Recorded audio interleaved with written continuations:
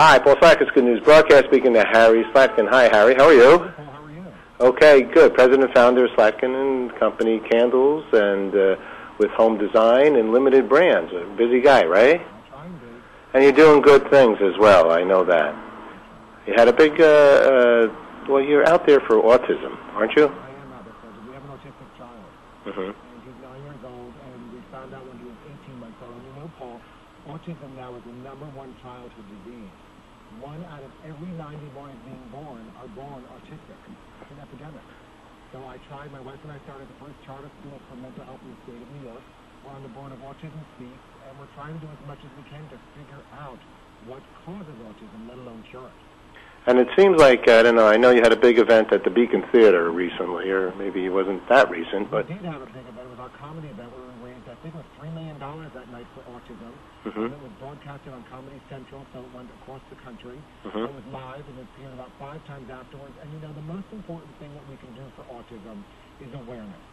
Because when David was diagnosed, my son, no one knew what autism was. I didn't. It was a scary word. Now everybody's talking about autism. They're no longer keeping it quiet. So it's very comfortable to talk about. The more people who talk about autism, the more people get comfortable, the more people get money, the more people get involved in research, and we will figure this out. What is autism? It's a brain disorder. Mm-hmm. So autism is something that a child is born with. It affects the brain, so it's very complex. Uh-huh. And how does it affect a child? Well, for instance, in my child, he's very severe. He has no receptive language, which means he can't speak and he can't understand. So it's very difficult for us. A lot of autistic children have aggressive natures. We tried about 30 different drugs for David, and it was difficult, and we found one that works for him. But, you know, it's a very difficult road for a child, a family with autism, whether they're high functioning or low functioning like David. Each one of it presents its own difficulty. How about the family? How do you all gather together to work with him under these kinds of conditions? Well, it's difficult. It's very difficult. He has a twin, a 9-year-old daughter who isn't autistic. Really? And we've been very open about it in our family. We speak very openly. She's allowed to say when it bothers her. She's allowed to say, I don't want to be around this. My wife and I can say the same thing. I mean, it's tough. You know, David is a difficult child. He can be sweet and wonderful, too, and give us a kiss and a hug. But we go through a lot of difficult periods. So for David's sake, we had to send David away just recently to a school in New England because we couldn't keep David at home anymore. And it's hard to send a 9-year-old child away. But every family deals with these issues, and every family goes through a separate set of issues.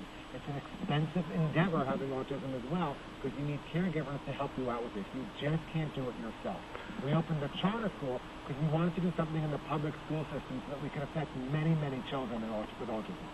Well, thank you for doing this. I mean, the more we learn, and for example, your event, you got some very big superstars, Jon Stewart, Adam Sandler, so on, Tina Fey, Sarah Silverman.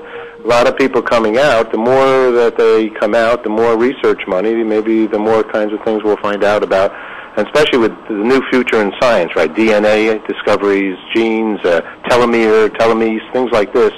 Hopefully we can beat things like this. Hopefully we can, and again, it's the awareness. It's why I actually sell in my Bath & Body Works store starting this fall. A lighter that I designed for autism, actually 100% of the proceeds goes to Autism Speaks. Tell us about it.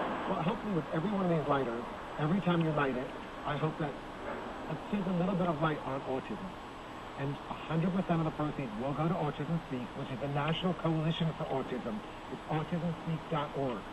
And you've got to figure this out. Again, it is the #1 childhood disease. Just 10 years ago, it was 1 in every 500 children. It's 1 in every 90 boys now are born autistic. Okay. Tell us a little bit about Incense Scents. Putting us all in a better mood or a good mood is our home fragrance that we do. And I actually do it for all of Bath & Body Works. I sold Slatkin and Company to them 3 years ago, so I'm in charge of it, all their home fragrance. And this is just a small smattering of what I bought for fall. You know, home fragrance puts us in a great mood. And Paul, we're spending so much time at home now because of the economic situation that it is. Gasoline prices the way it is. Isn't it great to actually redecorate your home every time with a home fragrance? It's expensive just to recover a chair. One candle changes the complete atmosphere of your home. That's very true.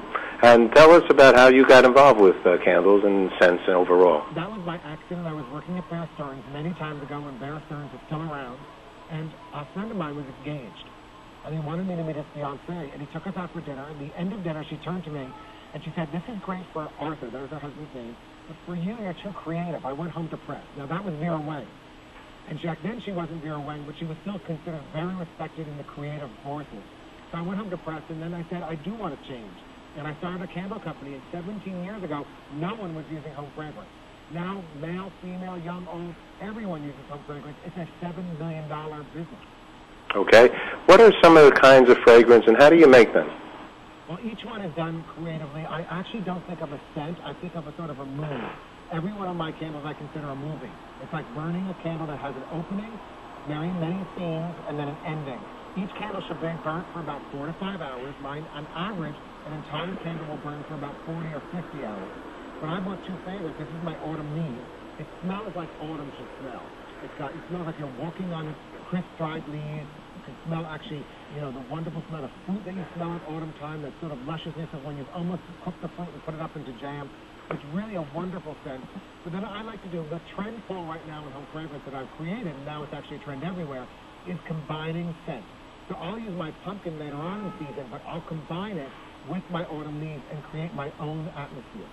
Okay. What makes a candle dripless? Well, my candles all come in containers because they're such high levels of home fragrance.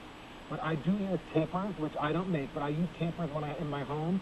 And what I do is I put them in my freezer, and when I'm ready to use them, I take them out of my freezer. They won't drip, and they last twice as long. Whoa! Here's some good news for us. So you take your candles, you put them in the freezer, and then when you're ready to use them... Tapers, not Oh, the tapers. I'm sorry. Okay. Tapers, and I use them because I don't want them to drip, and I want them to last through a dinner party. I use them I keep them in the freezer, and then I use them and they last twice as long, and they won't drip on your furniture or anywhere else. But my scented candles are a very high level of home fragrance. That's why I have such a soft wax. My candles actually be in a container. Okay, but they make dripless candles too, right? They do make dripless candles, but even if they're dripless, if you put them in the freezer, they'll last twice as long. Okay, very good. Also another thing that's become quite popular is aromatherapy. Right. We have the #1 at Bath & Body Works. We have the #1 aromatherapy line in the country.